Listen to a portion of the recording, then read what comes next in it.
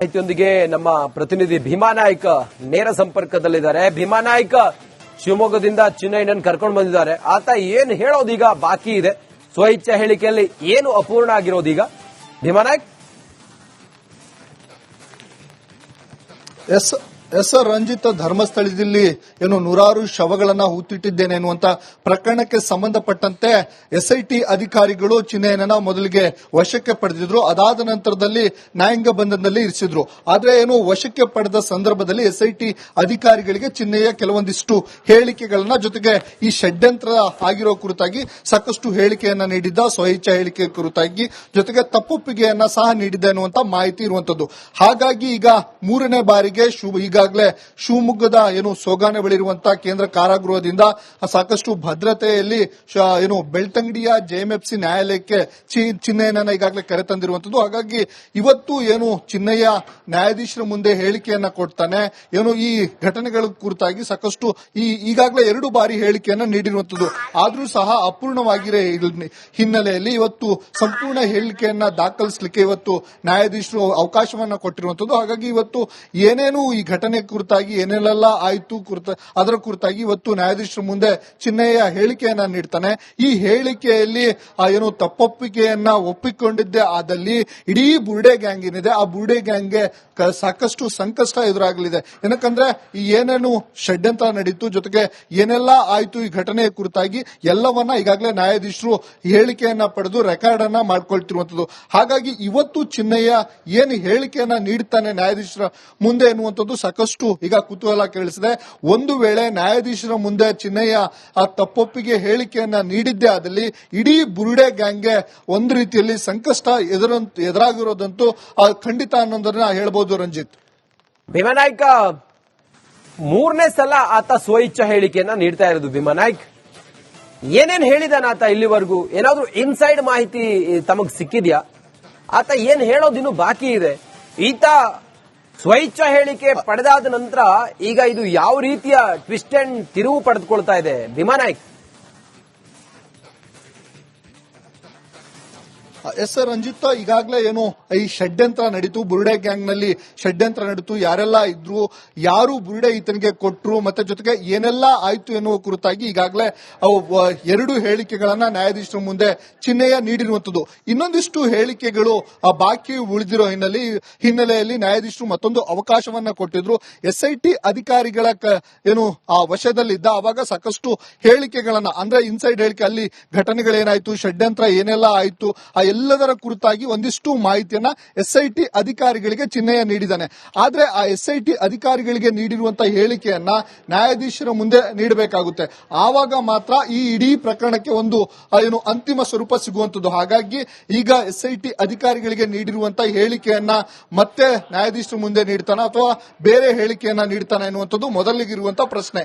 ಒಂದು ವೇಳೆ ಸ್ವಇಚ್ಛಾ ಹೇಳಿಕೆ ಏನು ಈಗಾಗಲೇ ತಪ್ಪೊಪ್ಪಿಗೆಯನ್ನ ಎಸ್ಐಟಿ ಅಧಿಕಾರಿಗಳ ಮುಂದೆ ಚಿನ್ನಯ್ಯ ನೀಡಿದ್ದಾನೆ, ಆ ಹೇಳಿಕೆಗೆ ಬದ್ಧವಾಗಿ ಆ ಎಸ್ಐಟಿ ಅಧಿಕಾರಿಗಳ ಮುಂದೆ ನೀಡಿರುವಂತಹ ಹೇಳಿಕೆಯನ್ನೇ ಮತ್ತೆ ನ್ಯಾಯಾಧೀಶರ ಮುಂದೆ ನೀಡಿದ್ದೇ ಆದಲ್ಲಿ ಈಗ ಈ ಬುರ್ಡೆ ಗ್ಯಾಂಗ್ ಇದೆ, ಆ ಬುರ್ಡೆ ಗ್ಯಾಂಗಿಗಂತೂ ಸಂಕಷ್ಟ ಕಟ್ಟಿಟ್ಟ ಬುತ್ತಿ. ಏನಕ್ಕಂದ್ರೆ ಇಡೀ ಷಡ್ಯಂತ್ರವನ್ನ ಯಾರು ರೂಪಿಸಿದ್ದಾರೋ, ಈ ಚಿನ್ನಯ್ಯನನ್ನ ಯಾರು ಕರೆತಂದ್ರು, ಅವರಿಗೆ ಯಾರು ಬುರ್ಡೆಯನ್ನ ಕೊಟ್ರು, ಇವೆಲ್ಲದರ ಹಿಂದೆ ಯಾರಿದ್ರು ಎನ್ನುವುದರ ಕುರಿತಾಗಿ ಚಿನ್ನಯ್ಯ ಈಗಾಗಲೇ ಅದನ್ನ ನ್ಯಾಯಾಧೀಶರ ಮುಂದೆ ಹೇಳಿದ್ದೇ ಆದಲ್ಲಿ ಇಡೀ ಬುರ್ಡೆ ಗ್ಯಾಂಗ್ಗೆ ಸಂಕಷ್ಟ ಅಂತೂ ಎದುರಾಗುತ್ತೆ ಅನ್ನೋದನ್ನ ಹೇಳ್ಬೋದು. ರಂಜಿತ್, ಓಕೆ, ಥ್ಯಾಂಕ್ ಯು ನಿಮ್ಮೆಲ್ಲ ಮಾಹಿತಿಗಾಗಿ ಭೀಮಾ ನಾಯ್ಕ್. ಮಾಹಿತಿಯೊಂದಿಗೆ ನಮ್ಮ ಪ್ರತಿನಿಧಿ ಭೀಮಾ ನಾಯ್ಕ ನೇರ ಸಂಪರ್ಕದಲ್ಲಿದ್ದಾರೆ. ಭೀಮಾ ನಾಯ್ಕ ಶಿವಮೊಗ್ಗದಿಂದ ಚಿನ್ನಯ್ಯನನ್ನು ಕರ್ಕೊಂಡು ಬಂದಿದ್ದಾರೆ. ಆತ ಏನು ಹೇಳೋದೀಗ ಬಾಕಿ ಇದೆ? ಸ್ವಇಚ್ಛಾ ಹೇಳಿಕೆಯಲ್ಲಿ ಏನು ಅಪೂರ್ಣ ಆಗಿರೋದೀಗ? ಭೀಮಾ ನಾಯ್ಕ್.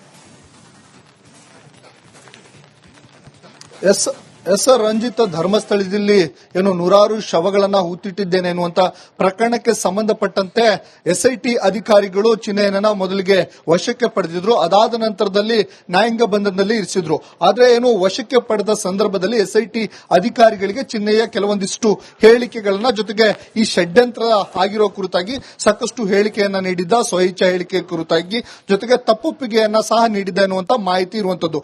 ಹಾಗಾಗಿ ಈಗ ಮೂರನೇ ಬಾರಿಗೆ ಈಗ ಈಗಾಗಲೇ ಶಿವಮೊಗ್ಗದ ಸೋಗಾನೆ ಬಳಿ ಇರುವಂತಹ ಕೇಂದ್ರ ಕಾರಾಗೃಹದಿಂದ ಸಾಕಷ್ಟು ಭದ್ರತೆಯಲ್ಲಿ ಬೆಳ್ತಂಗಡಿಯ ಜೆಎಂಎಫ್ಸಿ ನ್ಯಾಯಾಲಯಕ್ಕೆ ಚಿನ್ನಯ್ಯನನ್ನ ಈಗಾಗಲೇ ಕರೆತಂದಿರುವಂತದ್ದು. ಹಾಗಾಗಿ ಇವತ್ತು ಚಿನ್ನಯ್ಯ ನ್ಯಾಯಾಧೀಶರ ಮುಂದೆ ಹೇಳಿಕೆಯನ್ನ ಕೊಡ್ತಾನೆ. ಈ ಘಟನೆಗಳ ಕುರಿತಾಗಿ ಸಾಕಷ್ಟು ಈಗಾಗಲೇ 2 ಬಾರಿ ಹೇಳಿಕೆಯನ್ನ ನೀಡಿರುವಂತದ್ದು. ಆದ್ರೂ ಸಹ ಅಪೂರ್ಣವಾಗಿರೋ ಹಿನ್ನೆಲೆಯಲ್ಲಿ ಇವತ್ತು ಸಂಪೂರ್ಣ ಹೇಳಿಕೆಯನ್ನ ದಾಖಲಿಸಲಿಕ್ಕೆ ಇವತ್ತು ನ್ಯಾಯಾಧೀಶರು ಅವಕಾಶವನ್ನ ಕೊಟ್ಟಿರುವಂತದ್ದು. ಹಾಗಾಗಿ ಇವತ್ತು ಏನೇನು ಈ ಘಟನೆ ಕುರಿತಾಗಿ ಏನೇನೆಲ್ಲ ಆಯಿತು ಅದರ ಕುರಿತಾಗಿ ಇವತ್ತು ನ್ಯಾಯಾಧೀಶರ ಮುಂದೆ ಚಿನ್ನಯ್ಯ ಹೇಳಿಕೆಯನ್ನ ನೀಡ್ತಾನೆ.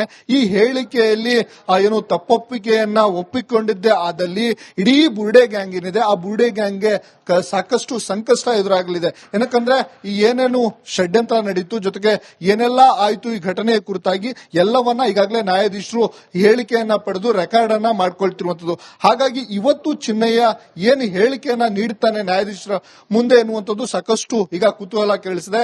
ಒಂದು ವೇಳೆ ನ್ಯಾಯಾಧೀಶರ ಮುಂದೆ ಚಿನ್ನಯ್ಯ ಆ ತಪ್ಪೊಪ್ಪಿಗೆ ಹೇಳಿಕೆಯನ್ನ ನೀಡಿದ್ದೇ ಆದಲ್ಲಿ ಇಡೀ ಬುರ್ಡೆ ಗ್ಯಾಂಗ್ಗೆ ಒಂದು ರೀತಿಯಲ್ಲಿ ಸಂಕಷ್ಟ ಎದುರಾಗಿರೋದಂತೂ ಖಂಡಿತ ಅನ್ನೋದನ್ನ ಹೇಳ್ಬೋದು. ರಂಜಿತ್, ಭೀಮಾನಾಯ್ಕ 3ನೇ ಸಲ ಆತ ಸ್ವಇಚ್ಛಾ ಹೇಳಿಕೆಯನ್ನ ನೀಡ್ತಾ ಇರೋದು. ಭೀಮಾನಾಯ್ಕ್ ಏನೇನ್ ಹೇಳಿದಾನ ಆತ ಇಲ್ಲಿವರೆಗೂ? ಏನಾದ್ರೂ ಇನ್ಸೈಡ್ ಮಾಹಿತಿ ತಮಗ್ ಸಿಕ್ಕಿದ್ಯಾ? ಆತ ಏನ್ ಹೇಳೋದಿನ್ನು ಬಾಕಿ ಇದೆ? ಈತ ಸ್ವಇಚ್ಛಾ ಹೇಳಿಕೆ ಪಡೆದಾದ ನಂತರ ಈಗ ಇದು ಯಾವ ರೀತಿಯ ಟ್ವಿಸ್ಟ್ ಅಂಡ್ ತಿರುವು ಪಡೆದುಕೊಳ್ತಾ ಇದೆ ಭೀಮಾನಾಯ್ಕ್? ಎಸ್ ಸರ್ ರಂಜಿತ್, ಈಗಾಗಲೇ ಈ ಷಡ್ಯಂತ್ರ ನಡೀತು, ಬುರ್ಡೆ ಗ್ಯಾಂಗ್ ನಲ್ಲಿ ಷಡ್ಯಂತ್ರ ನಡೀತು, ಯಾರೆಲ್ಲ ಇದ್ರು, ಯಾರು ಬುರ್ಡೆ ಈತನಿಗೆ ಕೊಟ್ರು, ಮತ್ತೆ ಜೊತೆಗೆ ಏನೆಲ್ಲ ಆಯ್ತು ಎನ್ನುವ ಕುರಿತಾಗಿ ಈಗಾಗಲೇ 2 ಹೇಳಿಕೆಗಳನ್ನ ನ್ಯಾಯಾಧೀಶರ ಮುಂದೆ ಚಿನ್ನಯ್ಯ ನೀಡಿರುವಂತದ್ದು.